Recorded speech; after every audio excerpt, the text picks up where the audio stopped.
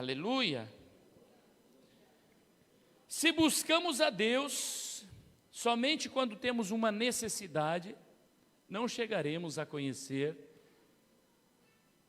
nada de Deus. É só um risquinho, irmãos.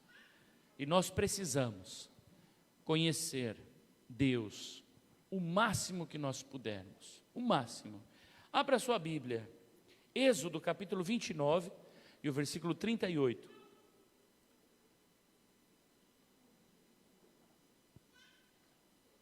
Isto, pois, é o que oferecereis sobre o altar: 2 cordeiros de 1 ano, cada dia, continuamente. Segura aí, diga comigo: cada dia, continuamente. Você já parou para pensar que o judeu, a nação, eles tinham que oferecer 2 cordeiros todos os dias? Um pela manhã e um pela tarde? Pela manhã tinha que sacrificar um cordeiro, pela tarde tinha que sacrificar um cordeiro. Todos os dias, de domingo a domingo, sacrifica o cordeiro, sacrifica o cordeiro, sacrifica o cordeiro. E tem gente que diz: ai, culto, quarta-feira, culto, domingo. Para mim só domingo está bom. Para mim só domingo pela manhã. Para mim domingo só pela noite. Um domingo. E tem outros que dizem: é só na Santa Ceia. Um culto na Santa Ceia, uma vez por mês, para mim está bom. O que diz a palavra? Diariamente. Diga: diariamente. Todos os dias. Pastor, mas não tem culto todos os dias. Aqui na casa não tem culto todos os dias, mas lá na tua casa deve ter. Na tua vida deve ter. Todos os dias sacrifício. Continuamente sacrifício. Continuamente a busca. Por quê? Porque você quer estar lavado no sangue e com óleo sobre a tua cabeça. Quem aqui já jejuou um dia inteiro? Um dia inteiro, levanta a mãozinha assim. 2 dias inteirinho. Quem já jejuou 3 dias, sem parar, 3 dias, não comeu nada assim? Já vai caindo, né? 4 dias. Quem já jejuou 5 dias, 6 dias, e a coisa vai indo, irmão. Só vai diminuindo. É fácil? Não. O que acontece com o teu corpo? Vai ficando fraco. Teu corpo vai ficando o quê? Fraco. O que acontece quando você não sacrifica todos os dias? O que acontece com o teu corpo espiritual? Enfraquece. Se você é aquele que só vive de culto, eu vou no culto quarta-feira e vou no culto domingo, mas não busca o Senhor na tua casa, pode ter certeza, você é um raquítico espiritual. Você é um raquítico espiritual. Um vento contrário pode te derrubar. Um vento de doutrina estranha pode te derrubar. É impressionante, mas aqui nós tivemos irmãos que foram para os judeus messiânicos. Serviam ao Senhor aqui, falavam em outras línguas e de repente agora está usando um capzinho na cabeça. Por quê? Raquítico espiritual, não tem conhecimento da palavra. Tem outros que falavam língua estranha, hoje estão na igreja adventista, falando contra o Espírito Santo. Não, falar língua estranha, isso aí é coisa do passado. Gente, raquítico espiritual. Mas hoje eu quero mostrar para você, que você pode, sim, ser forte espiritualmente. E você pode ser não pelo que eu vou te falar, você pode ser se você fizer o que eu vou te falar. Repita aí a leitura comigo. Olha só: isto, pois, é o que oferecerei sobre o altar: 2 cordeiros de 1 ano, cada dia, continuamente. 1 cordeiro oferecerás pela manhã, e o outro cordeiro oferecerás à tarde. Com 1 cordeiro, a 10ª parte de flor de farinha, misturada com a 4ª parte de um hin de azeite batido, E para a libação a quarta parte de um hin de vinho. E o outro cordeiro oferecerás à tarde, com ele farás como com a oferta da manhã. E conforme a sua libação, por cheiro suave, oferta queimada ao Senhor. Este será o holocausto contínuo por vossas gerações, a porta da tenda da congregação. Diga comigo, a porta. Perante o Senhor, onde vos encontrarei para falar contigo ali. Aleluia. O Senhor está dizendo que é necessário buscar a sua presença continuamente, pela manhã e pela tarde. Quando você assim o faz, o Senhor diz, se você assim fizer, eu vou me encontrar contigo ali. Ali.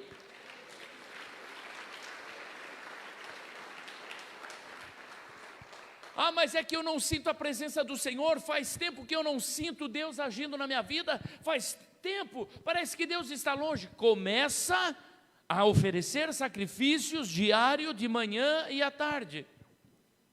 Comece a buscar a presença do Senhor, e você vai ver que o Senhor vai se encontrar contigo ali.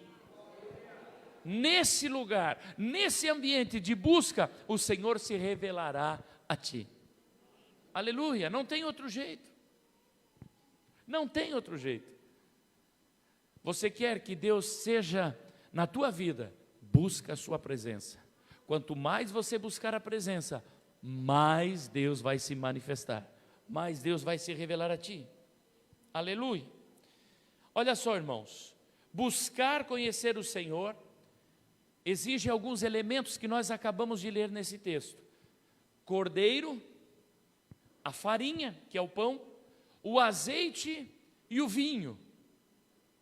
São os elementos que você usa na tua busca para com Deus. Quando você quiser conhecer a Deus, você precisa. O que você precisa? Cordeiro, pão, azeite e vinho. Diga comigo aí, o que eu preciso? Cordeiro, pão, azeite e vinho. Estamos juntos, igreja? Quando você for orar, primeira coisa, o sangue de Jesus sobre a tua vida. Quando você for orar, você precisa entender que é o sacrifício de Cristo. A tua oração não pode ser uma brincadeira. A tua oração não pode ser sem seriedade. Coisa triste é quando você vai na casa de alguém e a pessoa tem a coragem de fazer brincadeira com as coisas de Deus. Coisa triste.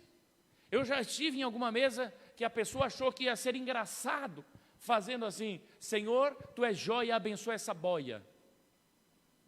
Amém. Achou que era bonito fazer isso na minha frente, fazer isso na frente do Senhor. Irmão, quando você for orar, cordeiro, sangue precioso, sacrifício na cruz do Calvário. A tua oração não precisa ser extensa, mas quando você vai agradecer pelo alimento, lembre-se que a tua oração é somente graças ao sacrifício de Cristo. Senhor, obrigado por esse alimento. Seja sério no que você faz. Quando você dobrar o teu joelho lá no teu quarto, lembre-se, você está entrando em algo sagrado, porque você quer conhecer a Deus. Sacrifício. Quando fala de pão, está falando da palavra de Deus.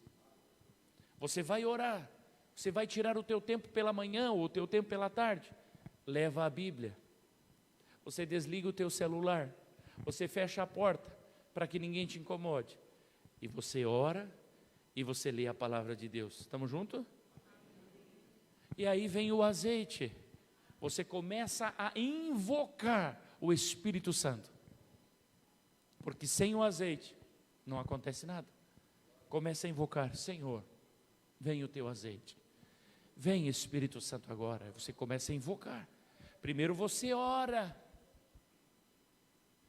Cordeiro, sangue do Cordeiro, reconhecendo. Depois você lê a palavra. Você medita na palavra do Senhor.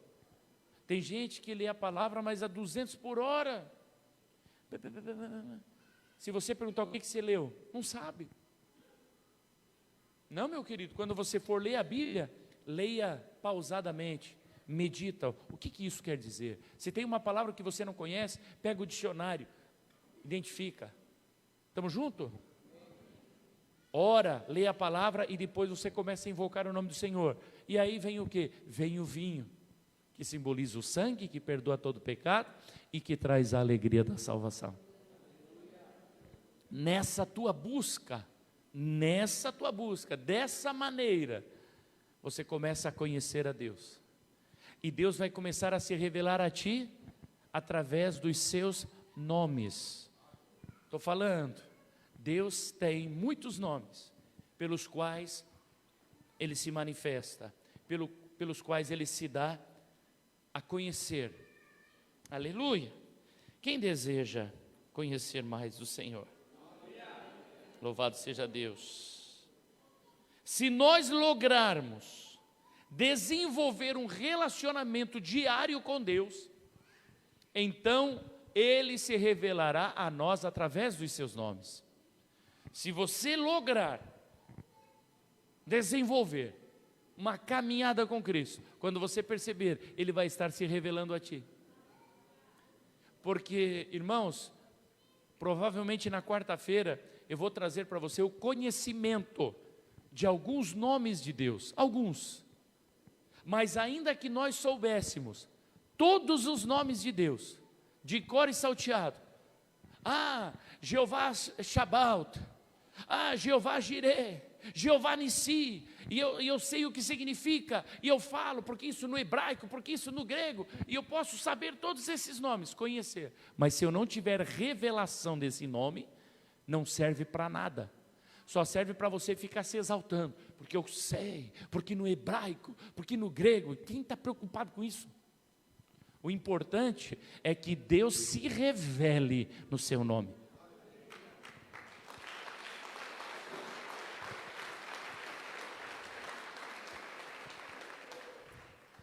O desejo do meu coração é que muito mais do que aprender sobre os nomes de Deus, é que Deus se revele através dos seus nomes para conosco. Aleluia! Para que quando chegue aquela situação complicada, o nome de Deus nós já conhecemos e já temos a revelação. Aleluia! E isso só se dá numa busca por Deus, num relacionamento com Deus. Aleluia! Há uma coisa tão maravilhosa, irmãos. Deus, Ele nos ama e não tem nada que nós possa fazer para que Ele nos ame mais do que Ele já ama. Ele já nos ama no máximo. Você já parou para pensar? Que Deus, Ele já te ama no máximo. Não tem. Agora tem uma coisa. Quando eu me disponho a conhecer a Deus, então eu vou conhecer o amor de Deus. Se eu não estiver disposto a isso, não vai acontecer.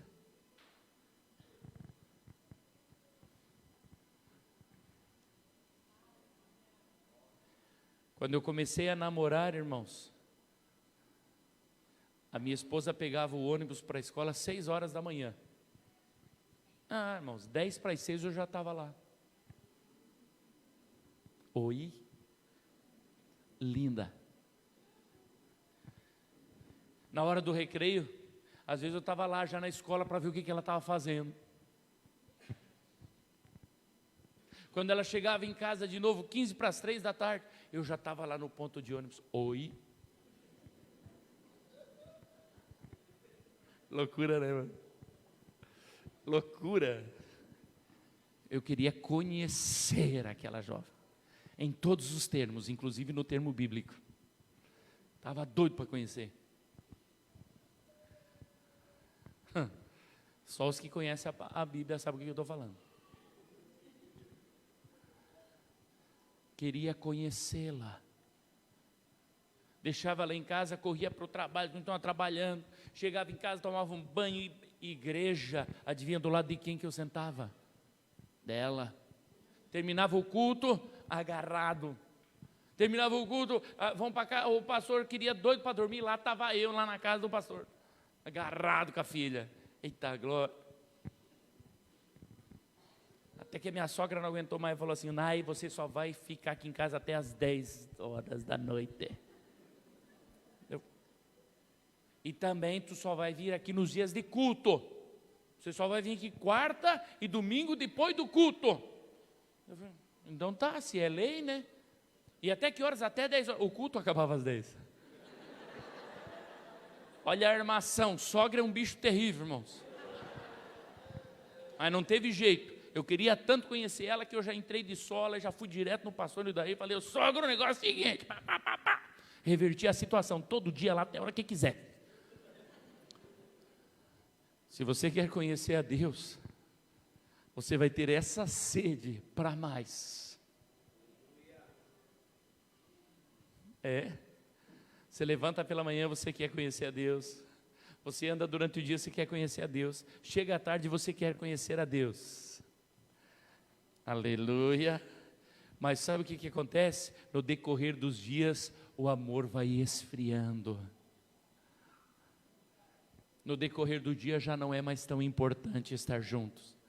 E nós fazemos isso com a pessoa que amamos e fazemos isso com Deus. Mas o Senhor nessa noite está dizendo: estou com saudade do teu cheiro. Estou querendo ouvir a tua voz de novo. Estou querendo ouvir você de novo. Aleluia. Aleluia. Louvado seja Deus. Eu quero encerrar apresentando para você um nome de Deus. Abra Gênesis capítulo 16, versículo 13. E ela chamou o nome do Senhor, que com ela falava: Tu és Deus que me vê. Porque disse: Não olhei eu também para aquele que me vê? El Roi, diga comigo, El Roi. Esse é o nome que Agar chamou a Deus. O Deus El Roi significa o Deus que me vê. Agar tinha sido expulsa por algo que não foi culpa dela. A sua senhora, a sua ama, Sarai, esposa de Abraão,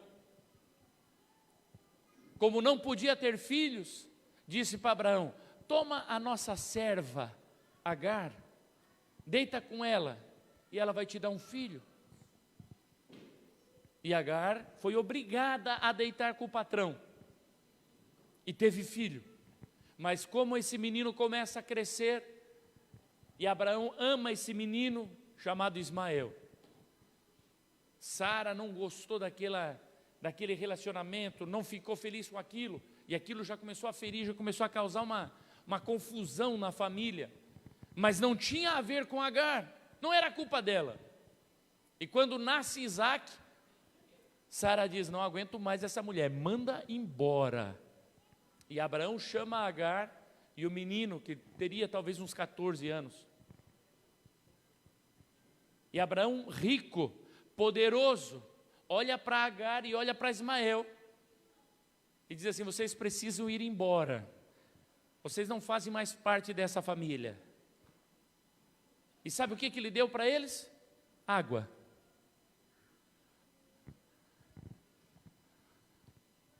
E sai Agar com um pouquinho de água na mão, uns pedacinhos de pão, sem mais nada, pelo deserto caminhando.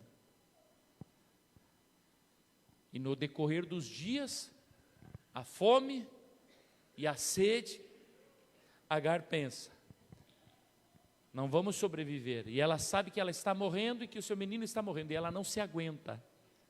Ela diz: eu não posso ver o meu filho morrer. E ela deixa o menino caído e caminha mais alguns passos para não ver a criança morrer. Ela não clama, ela não faz nada. Mas tem um Deus que te vê. El Roi. O Deus que te vê estava presente olhando toda a situação, vendo tudo o que estava acontecendo, e se apresenta para ela e diz: ô Agar, você não vai morrer, teu filho não vai morrer,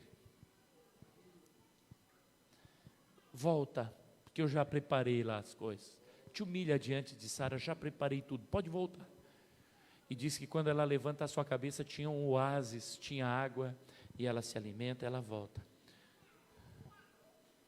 O El Roi precisa se revelar na tua vida. O El Roi é o Deus que está vendo você hoje. O que é que foi injusto na tua vida? O que é que você está pagando que você não deveria estar pagando? O que é que está acontecendo na tua vida que não deveria estar acontecendo? E você pensa: e agora? Tem uma palavra que diz: não veria o justo juiz? O que está acontecendo? O justo juiz está vendo o que está acontecendo. Ele está olhando para você. Ele sabe. O desejo do meu coração não é que você saiba esse nome, El Roi, o Deus que me vê. O desejo do meu coração é que nessa noite Ele se revele a ti. Porque se El Roi se revelar a ti, você vai conhecer esse aspecto de Deus que é capaz de sarar as mágoas, as feridas mais terríveis do teu coração. O El Roi é capaz de restaurar a tua vida, mesmo que pareça que não há saída, mesmo que pareça que vai morrer, o Senhor diz: vai viver. E o Senhor é tão lindo que olhou para Agar e ela diz: eu também estou vendo aquele que me vê. Ela teve o que? Revelação. Porque naquele momento ela percebeu que Deus estava vendo ela e que ela estava vendo Deus. É o que diz a palavra: eu estou vendo aquele que me vê. Coisa linda, irmãos, é quando você começa a ver que Deus está vendo você. E Deus diz para ela assim: você não vai morrer, e do teu menino eu também farei uma grande nação. Aleluia! Aleluia! O Todo-Poderoso está aqui.